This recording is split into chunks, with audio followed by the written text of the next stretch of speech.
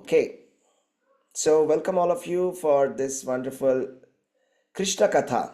Okay, so tomorrow is Sri Krishna Janmashtami, and we are all preparing ourselves for Krishna Janmashtami. Okay, so today's chapter is called the chapter number 34 from Srimad Bhagavatam from the canto number 10. Okay, so let us go through this. The name of this chapter here is Nanda Maharaja saved and Shankachuda slain. So let's go through this. So this all starts from Shukadeva Goswami explaining to Parishit Maharaj. So one day, see all the cowherd people of Vrindavan, Nanda Maharaj and his brothers and Krishna, Balaram, everybody, all the cowherd men, all of them, they went to worship Lord Shiva in a place called Ambika Vana. So went to Ambika Vana to worship Lord Shiva. So and then it was Shivaratri on that day. So after they arrived there, this Ambikavana is said by Acharyas that it is there in Gujarat province, on the banks of the river Saraswati. So they bathed in the Saraswati river and then they worshipped Lord Shiva and Ambika.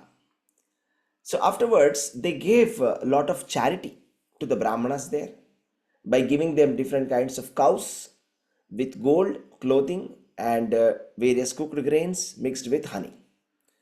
And they were praying to Lord Shiva like that. So Nanda, Sunanda, and all those cowherd men, they spent that night on the bank of Saraswati, and they were all fasting that day because they have come there and it was Shivaratri. And they were trying to please Lord Shiva, so they were fasting the whole day. They took only water. And at that time, during the night, at the mid of the night, there was a huge and a very extremely hungry snake which came there and started to swallow Nanda Maharaj there. So slowly, it was swallowing. You see, if you see, there is this python kind of a snakes, they can swallow even a very big creatures also. So like that, it was slowly swallowing him. And then Nanda Maharaj started to shout, Krishna, Krishna. So the exact verse is like this. Sachukroshanu grasta Krishna Krishna mahanyam ayam sarpo mam grasate tata prapannam paripochaya. That means he's saying Krishna, Krishna. He's shouting and saying, the sarpo mam grasate tata. This snake is swallowing me. Prapannam parimochaya. He's saying that I am completely surrendered to you. Krishna, please save me. Like that he started to shout. And then when the others started to hear that, something is happening, and they immediately woke up. And they saw that a huge snake was completely swallowing Nanda Maharaj. And they took all of their torches. They had the blazing torches with them. They started beating it with that fire also. But even though when they were beating it and putting that fire also to that serpent, it was not ready to leave Nanda Maharaj. Then the Supreme Lord Krishna, master of his devotees, he came there and he simply touched that snake with his lotus feet. And what happened was something very amazing after that. So the snake immediately gave up the serpent body and appeared in the form of a worshipable Vidhydhara named Sudarshana. So this snake, all his sinful reactions were removed. You see, to come into a snake body, there must be a lot of sinful reactions. But by the touch of the lotus feet of the Supreme Personality of Godhead, this snake immediately gave up its body and became a Vidhydhara. And Lord Krishna, he questioned this personality who was standing in front of him, Vidhydhara. So he was looking very beautiful, wearing a lot of nice golden necklaces, etc. So Lord Krishna asked, oh my dear sir, you're looking so wonderful. Who are you? Why did you become a snake? Right? So Lord Krishna wanted everybody to hear what this snake is wanting to say. And then this Vidhydhara said, I am a great Vidhydhara and my name is Sudarshana. Right? And I'm very opulent. I was very opulent. I was very beautiful. His name is Sudarshana. He looks very beautiful. So I used to wander all the directions in my airplane. And one day I saw some sages in the lineage of Angira Muni. He saw some sages there. And then he started to ridicule them. And he started to say, what are you people doing? What are you? You're fit for nothing. So why are you people roaming around like this? So why are you wasting your time? So look at what you are doing to yourself. Like that, he was just mocking at them. So because of that sin, he had to assume this lowly form of a snake because he was insulting the saintly people. And then those merciful sages have cursed me. And actually, it is for my benefit. You see, because I have been touched by the lotus feet of the supreme spiritual master of all the worlds, and now I am relieved of all these sinful reactions. So he's very happy that he has been cursed, and he's saying that the curse of the great devotees and the great saintly people is not really a curse, but it's actually a nice benediction, because I am able to see the Lord here, and I have been touched by the lotus feet of the Lord. You see, and he continues to say this, and he says that, my dear Lord, you destroy all the fear for those who are fearing in this material world, who take shelter of you. By touch of your feet, I am now freed from the curse of the sages. So please let me return to the planet. So he says, oh my dear Lord, let me go back to my planet. Right? And then he says, O master of the mystic powers, Mahayogin, Mahapurusha, Satpate. And he says, Prapannanam. And he's saying, I am completely surrendered unto you. I'm completely surrendered unto you. So please command me. What should I be doing? O Lord of all the universes, Sarva Lokeshwareshwara. So he's referring to Lord Krishna as Sarva Lokeshwareshwara. Sarva Lokeshwareshwara means Sarva Loka Ishvara Ishvara. He is the Ishvara of the Sarva Lokeshwara. He is the Ishvara, Sarva Lokeshwareshwara. Who command me, master of all the Lord of all the lords of the universe. Please command me.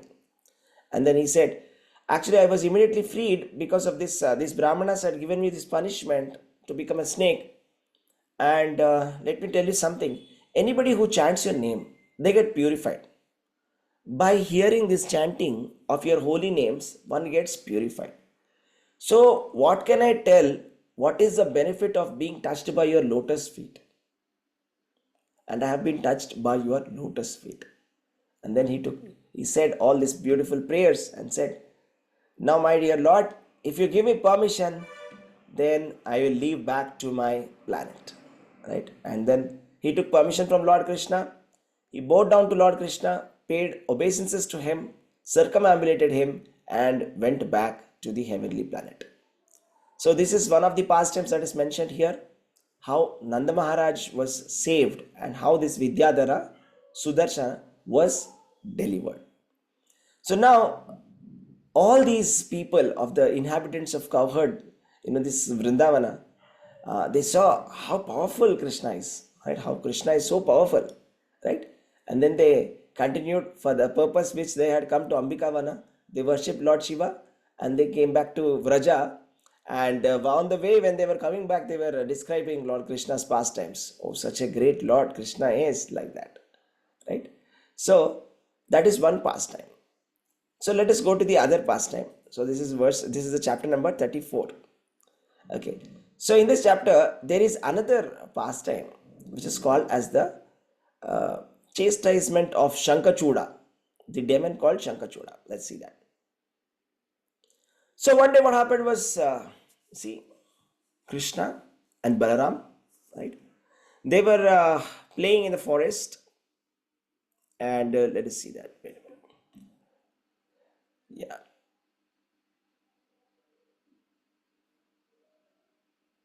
Yeah. So on a very pleasant night, right? So this was on the day of Gaura Purnima, right? Also called as Holika Purnima. So on this very pleasant night, Krishna and his elder brother Balram, right? They went to the forest of Vrindavan, and they were accompanied by all these gopis, and they were enjoying themselves in the company of the gopis. And these gopis were very nicely decorated, and it was a very beautiful scenario that was there, okay, in Vrindavan. And there was nice breeze, and it was very beautiful. And Krishna and Balaram were singing in a very beautiful, melodious tune. And these gopis were also so absorbed in the singing of Krishna and Balaram, and they completely forgot themselves.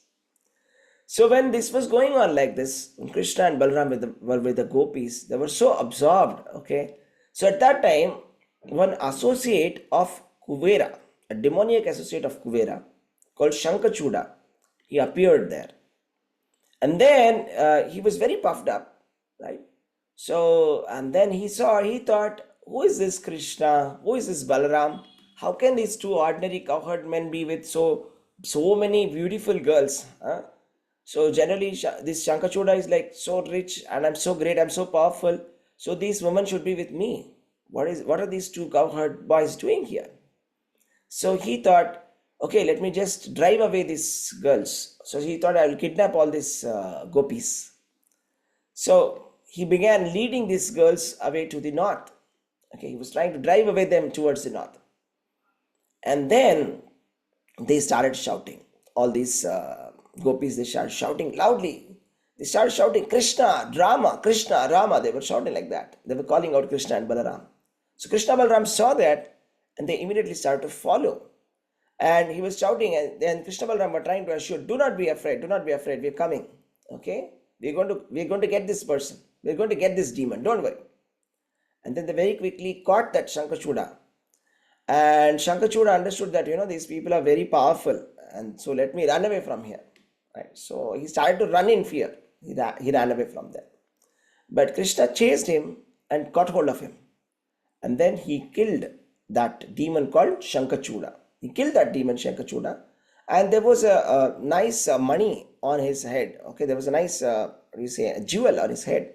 So he plucked that jewel out, and he presented that to Lord Balaram. Right? So, and that is how this pastime ends. He takes that, he kills that Shankachuda demon and plucks out that valuable jewel. So, okay, so that's the story, devotees. So, very quick reflections. We'll go through this story. A lot of nice lessons from these two stories, right? So, so for the first story, what is it that you learned? What are the lessons that you took away from that? Anybody wants to share?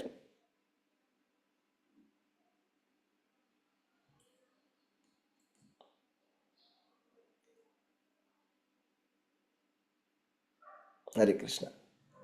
Not to get carried away by your power and your beauty and your connections. Yeah, that's a nice Try one. to be humble and surrender. Prapanam to Krishna. Yeah, that's a nice one. Sudarshana was a Vidhydhara.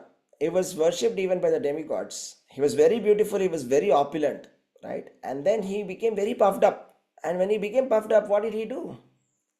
He started to tease the saintly people, right? So first lesson is that we must not become puffed up when we have any kind of an opulence or any kind of either it can be beauty, it can be education, or it can be opulence, or it can be birth in a very nice family.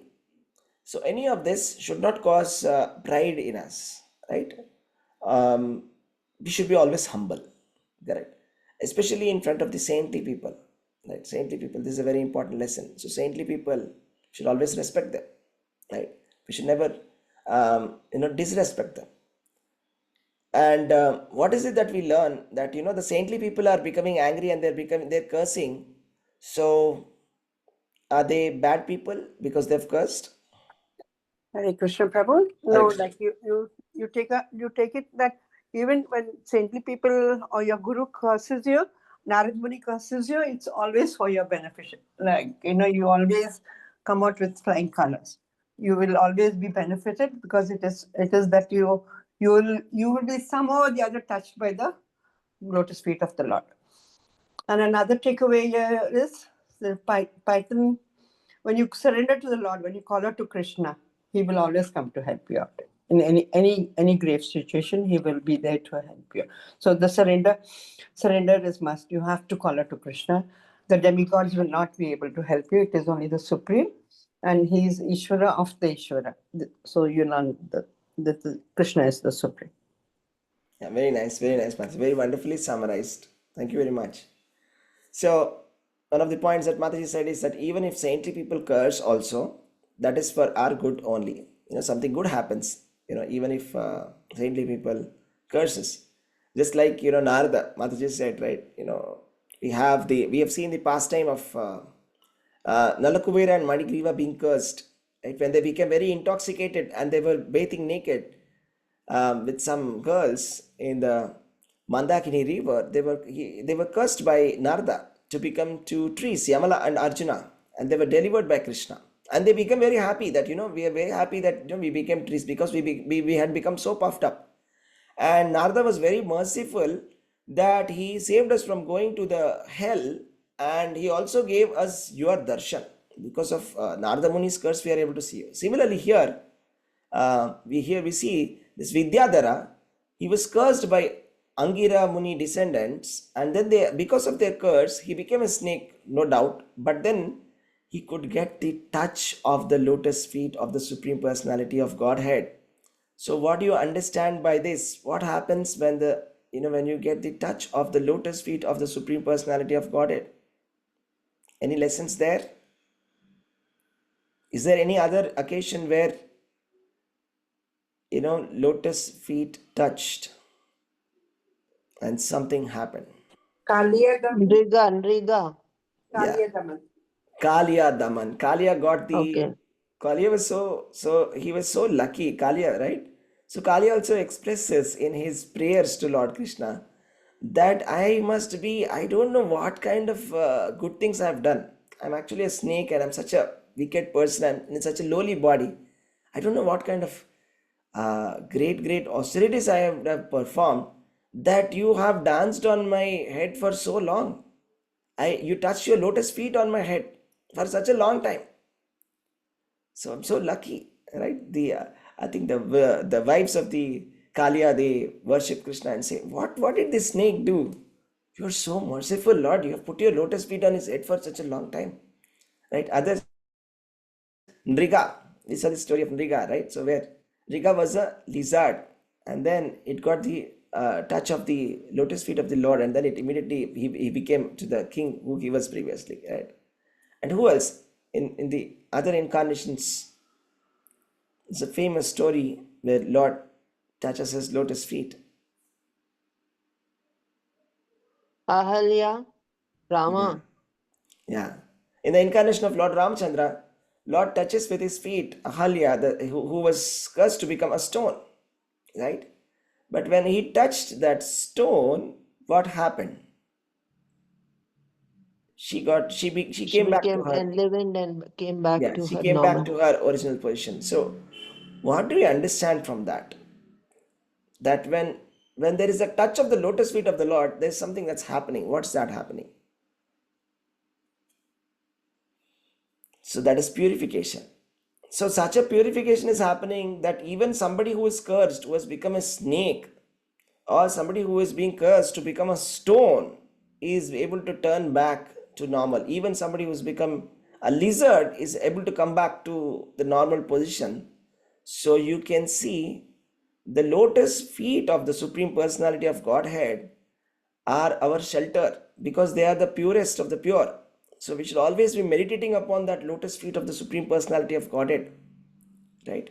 And we should be worshipping, the deity form of the Lord Krishna, and we should take that Charana Amrit we say. So that is, after washing the lotus feet of the Supreme Lord, we are drinking that water so that we become purified, right? So that's what we can hear, we can learn. And also Mataji said another interesting point that this Nanda Maharaj was shouting very loudly, Krishna, Krishna. You see, this is a repeated theme. So whenever we are in danger, we should remember Krishna. we see this theme continuously coming a lot of times in Srimad Bhagavatam. See, there was a time when, Uttara shouted, remembering Krishna. What was the time, do you know? Uttara is the daughter-in-law of Arjuna. When was the time when Uttara was asking for the help of Krishna? Ashwatthama, Ashwatthama sends the when Ashwatthama sent the Brahmastra. Brahmastra, to the womb of the Uttara. Ashwatthama sends Brahmastra to the womb of Uttara, and then she shouts Krishna and Krishna, right? And immediately after some time, Arjuna starts to shout Krishna, Krishna. Do you know why?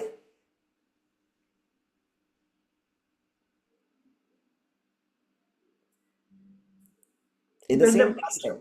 Because the Brahmastra cannot be nullified unless you have the Narayanastra, and only Krishna has it. Yes, actually, this there's one Brahmastra that Ashwatthama sends on Arjuna. So he remembers Krishna at that time, and he surrenders to Krishna like that. Even Draupadi, Prabhuji. Yes, Draupadi, very nice. Draupadi, when she was in danger, she was in the Asat Sabha, she remembers Krishna. Like so many pastimes. Gajendra remembers Krishna when Gajendra was in danger, when he was caught by that crocodile, remembers Krishna. Yes. And then once when the cows, they were in the forest fire, they all remember Krishna. And they say, we are all completely surrendered unto you. Here Nanda Maharaj is saying, Krishna, Krishna, I am completely surrendered unto you. Please save me. So this should be our prayers. Okay, we should remember this. When we are in danger, this is how we should be praying. Krishna, Krishna, I am completely surrendered unto you. And please save me. Right? Also, when Nanda Maharaja drowns in Yamuna river, that time also. Nanda Maharaj drowning in the Yamuna river also, he was saved, right? And also here we see the gopis, they were being abducted by this Sankhacuda demon, and then they shouted loudly, Krishna and Balaram saved them. Right? So it is the Lord's promise that Lord says that Rame Bhakta Pranashyati. So Krishna is giving us, he's saying that Ma Shucha means do not fear. That is one of the conclusive verses of Bhagavad Gita. Krishna is saying, do not fear. So when we take the, shelter of Lord Krishna, there is nothing to fear. There is nothing to fear because Krishna will definitely save us from all kinds of danger in every possible way. His surrendered devotees. Okay. So thank you, devotees. Thank you very much for joining. Hare Krishna. We will see you tomorrow then. On Hare Janma. Krishna, Prabhu. Thank you very much, Prabhu. Hare Krishna. Hare Krishna, Prabhuji.